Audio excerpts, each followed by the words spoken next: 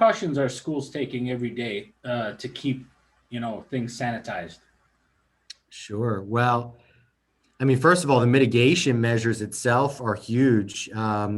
We have we have markings throughout all of our hallways of 6 feet, so you can't even walk down the hallway spaced within 6 feet.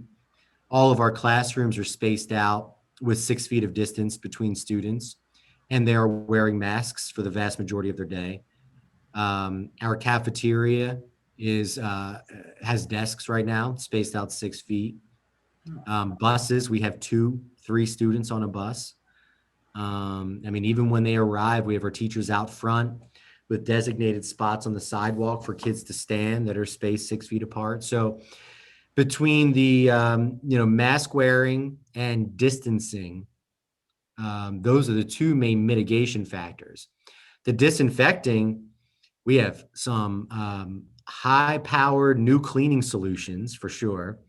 But the deep clean that happens in classrooms now, gone are the days of quick wipe down, vacuum, take out the trash, and be done at the end of the night. We're now wiping down everything with that high sanitation, spray and cleaning material. Same thing with the playground equipment. Playground equipment is sprayed right now once a day. When we have more students in, probably more often. Our desks in the cafeteria are disinfected in between every child that comes in and out. So we have a sort of rotation system that allows for enough time for them to sanitize in between.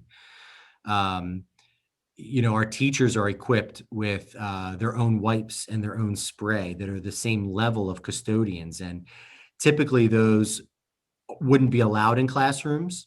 They removed all the cleaning solutions from classrooms just for the I guess potential risk of students, and they didn't want teachers using it improperly. Well, now all that is back and then some with the stronger solutions. And so, they're spraying in between uses, but there's really zero to very minimal opportunity for any child to even share anything within the building.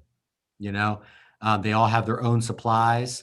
In every classroom, they're not allowed to share any kind of supplies.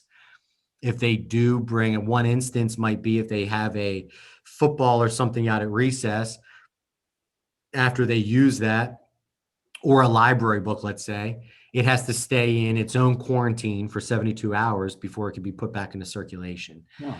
So the immense level, it's pretty intense. And, that's why I say we've talked recently with a couple principals and we say, man, when you look at all the other public spaces out there, in terms of public spaces, this is as safe as it gets.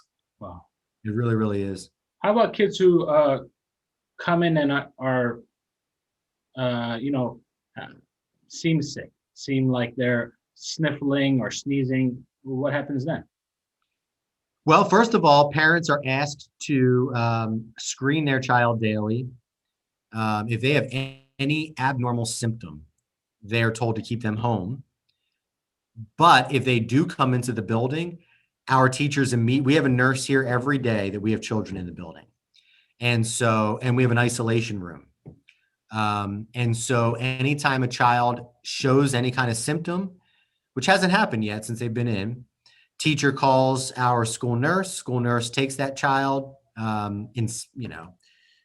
takes their temperature and takes a look at their symptoms and makes the decision of whether or not to place them into an isolation room until the parent comes and picks them up, or if they are okay to go back to the classroom.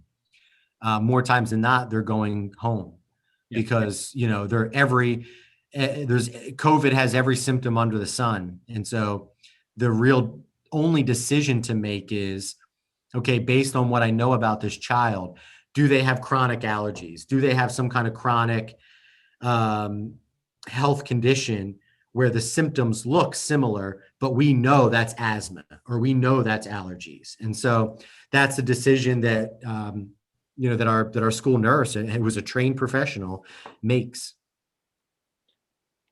Yeah, that's good to know. I mean, you have to have these precautions, otherwise it wouldn't work.